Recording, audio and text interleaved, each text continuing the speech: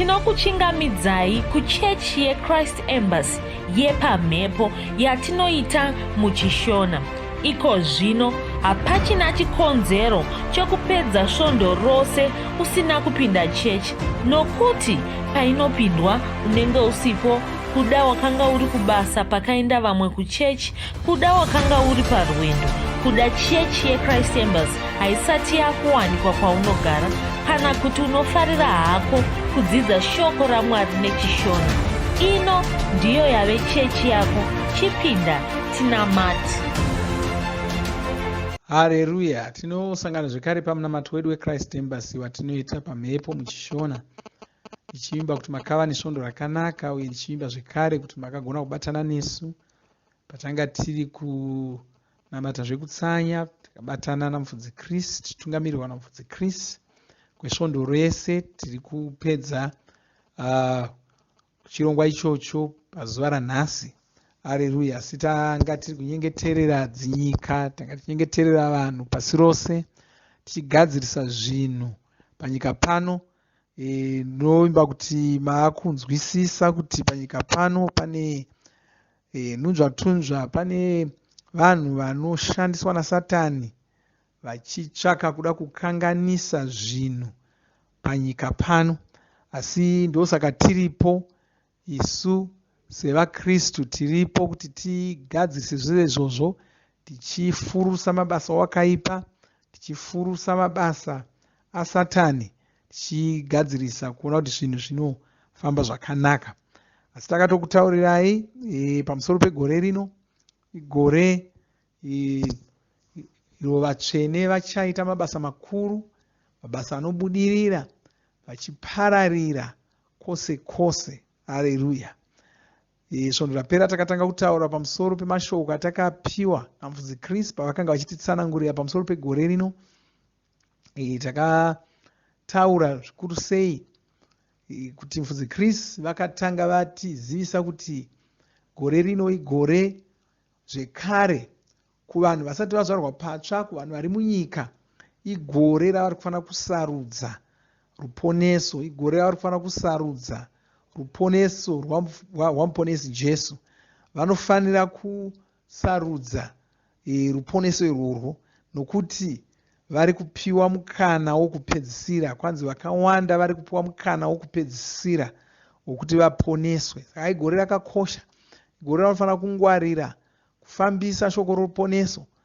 Usarega hama dzako dzichibuda mugore rino dzisati dzanzwa shoko roruponeso, nokuti dzingasazowana mumwe mukana wokurinzwa. Takataura zvakawanda zvatinogona kuita kusvitsa ruponeso kuvanhu, kuhama dzedu nokuvanhu vatinoziva kunyange vasitingazivi. Takasimbisa kuti zvidzidzo zverapsodi namabhuku erapsodi atinopota tichikuwanisai zuva rimwe nerimwe, mwedzi mumwe noumwe. Usagarira. Kana uri kutowana zvidzidzo zverapsodi izvi panhare yako, zvitumirewo kune hama dzako dzose. Vamwe venyu mutori mumapoka, mapoka epanhare, amunotaurirana nehama dzenyu semhuri kana sedzinza kana sei. Muri mapoka akadaro, musatambisa mapoka akadaro. Mikana yamunopuwa naMwari yokuti mugone kubata vanhu vese ivavo. Haleluya.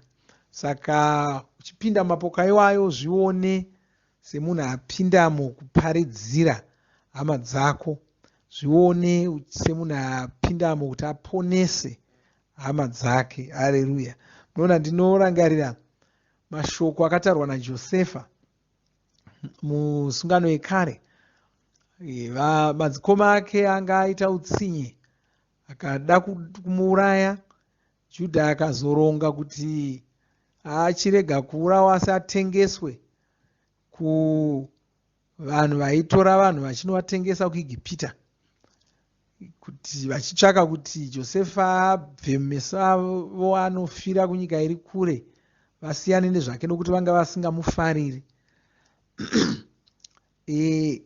Kukapera makore akati wandei kuIsraeri ndokuzoita nzara madzikoma ake aya ndokuchizouya kuIgipita achitsvaka zvokudya. Ndokuwana Josefa ava mambo, ava mutungamiriri wehurumende yemuIgipita muya. Josefa akaziva madzikoma ake aya, ndokuzosvika pamwe paakachizozvitaridza kwavari achivarangaridza kuti aiwa ndini Josefa. Ndokutaura chimwe chinhu zvikanzi, zvamakanga mandiitira zviya muchitsvaka kuti mundiuraye, muchitsvaka kuti ndife, ndo zvakatozondisvitsa pano. Imi maifunga kuti manga muri kundiitira utsinye, maifunga kuti muri kundiorora, asi Mwari vanga vari kutondituma kuno kuIgipita kuti ndigozokugadzirirai, ndigokutsvakirai kurarama ndiri kuno. Mwari vaiziva kuti muchasara mugosangana nenzara ikoko, saka vakatofanira kundituma kuti ndigogona kufanira kugadzirirai zvokudya kuti musaparara. Mona chinondinakidza ipapo chokuti Josefa wakaona kuenda kwake kuIgipita semukana wokuponesa mhuri yababa vake. Ndo zvaakaona, haana kuona zvimwe zvinhu, wakaiona somukana wokuponesa mhuri yababa vake. Iwevo usangorega zvinhu zvichiitika muupenyu hwako, usangopinda mumapoka iwayo ungofunga kuti wangopindamo kuti mungoita nyambo navamwe. Wapindamo kuti uwane mukana wokuponesa mhuri yababa vako, uponese dzinza rako repanyika pano. Haleluya! Saka ndo zvaunofanira kuita izvozvo. Ndakuverenga muna Matiyo 24:4. Kwanzi shoko iri reruponeso, iro rinotaura nezveushe hwaMwari, richaparidzwa munyika dzose, richaparidzwa seuchapupu kumarudzi ose, ndipo pachazoguma nyika ino. Haleluya! Kwanzi shoko iri reruponeso richaparidzwa munyika dzose. Kristu vakataurira vakati, gore rino igore iro vatsvene vachaita mabasa makuru, vachipararira kwose kwose. Tichapararira kwose kwose, tichapinda munyika dzose, tichapinda kumamisha, tichapinda kumaguta, kumadhorobha nomudzinyika kwose kuna vanhu. Tichasvika tichiisa masangano edu, tichisvitsa shoko roruponeso kunzvimbo dzose. Igore ratichapararira tichipfekera kwose kwose. Haleluya! Asi pane chimwe chinhu chandoda kuti unzwisise. Kana uchinzwa pamusoro pevatsvene kudaro, hatisingotaura pamusoro pesangano ravatsvene rakazvimirira riri uko, riri kure newe. Tiri kutotaura, kana chiti vatsvene, tiri kutoreva iwe, kureva kuti igore rauchaita mabasa makuru iwe pachako. Uchasvitsa ruponeso kuvanhu vakawanda pasi rose, uchasvitsa ruponeso kumhuri yako nekuvanhu vari mudunhu rako, vanhu vari muguta rako, vanhu vari munyika yako, vanhu vari pasi rese. Uchaita mabasa makuru. Mukurumbira wako uchapinda kwose kwose. Uye chimwe chinhu chandoda kuti unyatsobata ipapo ndechokuti, kana vatsvene vachaita mabasa makuru, kana vatsvene vachapararira kwose kwose, kana vatsvene vachasvitsa ruponeso kunyika dzose dzepasi rino nokunzvimbo dzose dzepasi rino, kureva kuti tisu tinenge tiri kuita kuti izvozvo zviitike. Haleluya! Tisu tinenge tiri kuita kuti izvozvo zviitike. Munoona, kufambiswa kweruponeso kunoda mari. Kufambiswa kweruponeso hachisi chinhu chinongoitwa mahara. Kureva kuti vatsvene vachaita mari yakawanda, ndo ichavaita kuti vagone kuita mabasa ese iwayo, ndo ichavaita kuti vagone kusvitsa ruponeso kunyika dzese dzepasi rino. Imhaka yekuti vatsvene vachaita mari yakawanda, vachaita ufumi hwakawanda. Uye kana tichitaura pamusoro pavatsvene, ndiri kutaura pamusoro pako, kureva kuti iwe uchafuma, uchaita ufumi hwakawanda, uchaita mari yakawanda.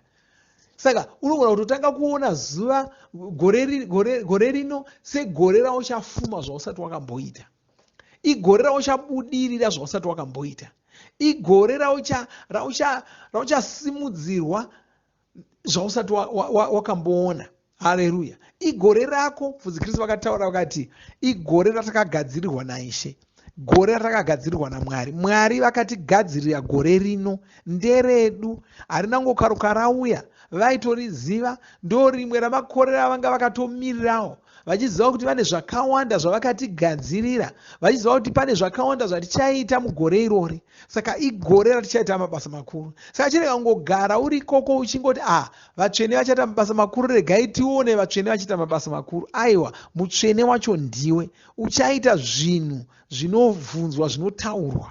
Haleluya. So ndapera takatokutaurira kuti tanga nemhuri yako iyoyo. Tangira ipapo. Uchatotanga kuita mabasa makuru. Vamwe venyu, vabereki venyu vanga vasati vamboponeswa, vanga vachiramba kugamuchira ruponeso pose apa, vachaponeswa mugore rino. Igore raticharumbidza Mwari nokufara nokuda kwemabasa makuru avari kuita. Saka ndo zvandoda kuti uone nokunzwisisa pamusoro pegore rino ra2023. Regai tinyengetere. Baba, da kutendai nezita raJesu Kristu. Nokunamatai nokukudzai. Muri Mwari vakanaka, muri Mwari vatsvene. Da kutendai negore rino ramakatigadzirira mukatipa. Igore ratiri kuita mabasa makuru. Igore ratiri kupararira kwose kwose. Igore ratiri kuwana mari yakawanda. Igore ratiri kuwana ufumi hwakawanda. Sevanhu vachaita mabasa makuru, sevanhu vachapotedza nyika dzepasi rino, sevanhu vachapfekera pose pose pasi rino. Tinokutendai ndonyengetera muno muwandaramata naye. Taura maropafadzo pamusoro poupenyu hwake muzita ramambo Jesu. Tinokutendai ndokurumbidzai nokukudzai. Ndopa mbiri nekudzo nerumbidzo kwamuri muzita ramambo Jesu. Ndokutendai makanaka, muri mutsvene. Haleluya. Amen. Haleluya. Zvakanaka, ngatisangane zvekare musvondo rinouya tichidzidza shoko raMwari saizvozvo. Mwari vakuropafadzei. Amen.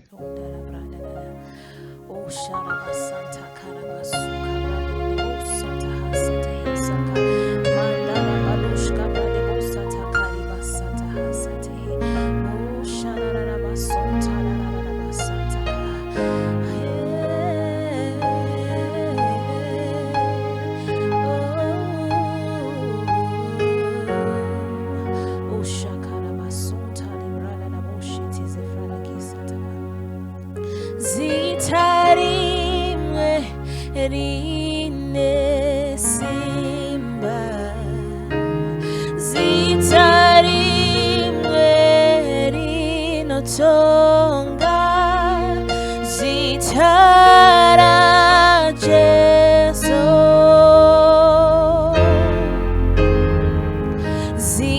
zitara Jesu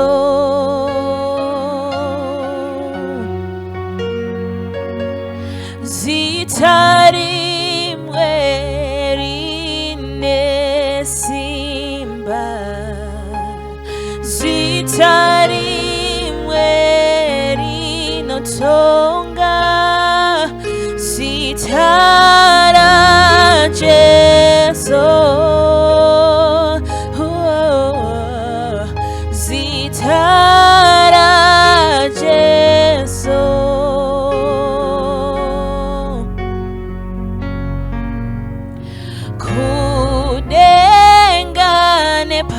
panyika hakuna ane simba makomo paradzwa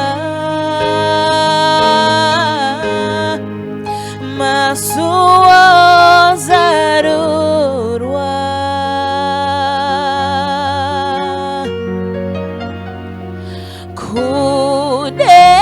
kudengane panyika hakuna nesimba makomo paradzwa masuo zaruka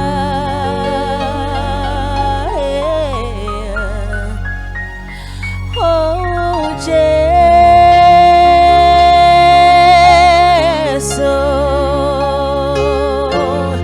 oh Jesu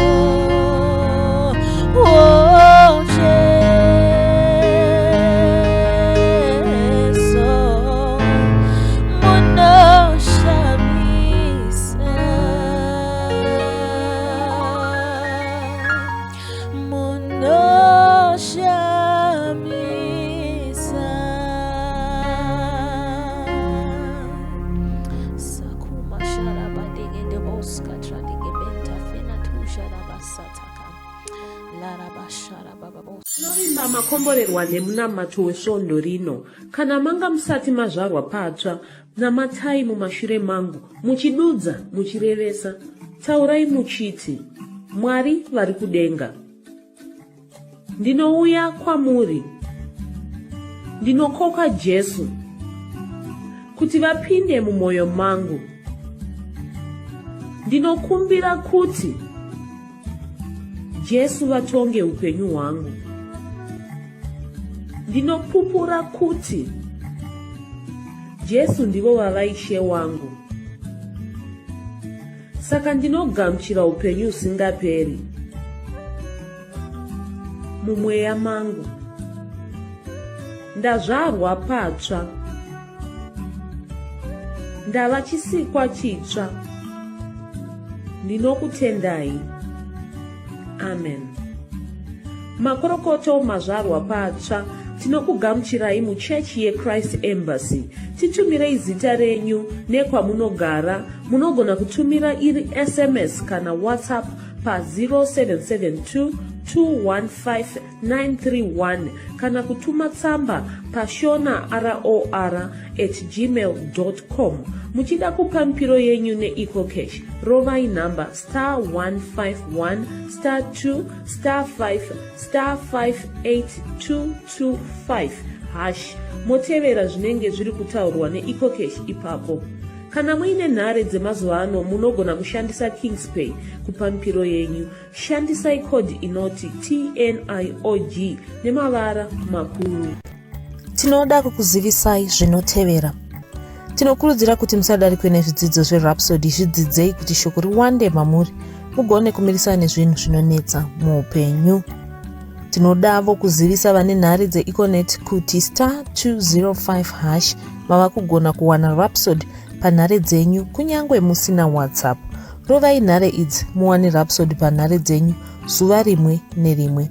Munorova *205#, mosarudza daily devotional. Subscribe Shona Rhapsody muchishona. Munamato uno munoubata pa WhatsApp, pa radio, pa YouTube panoti Shona Online Church, pa www.ce-shonachurch.org, nepa vcc.rhapsodyofrealities.org.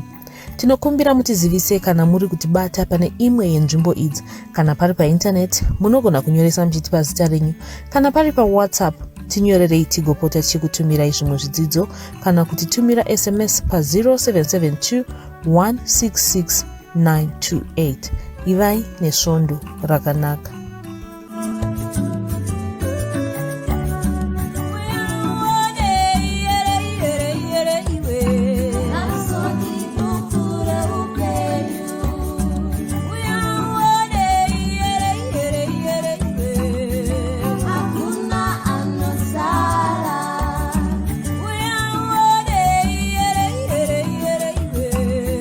So deep.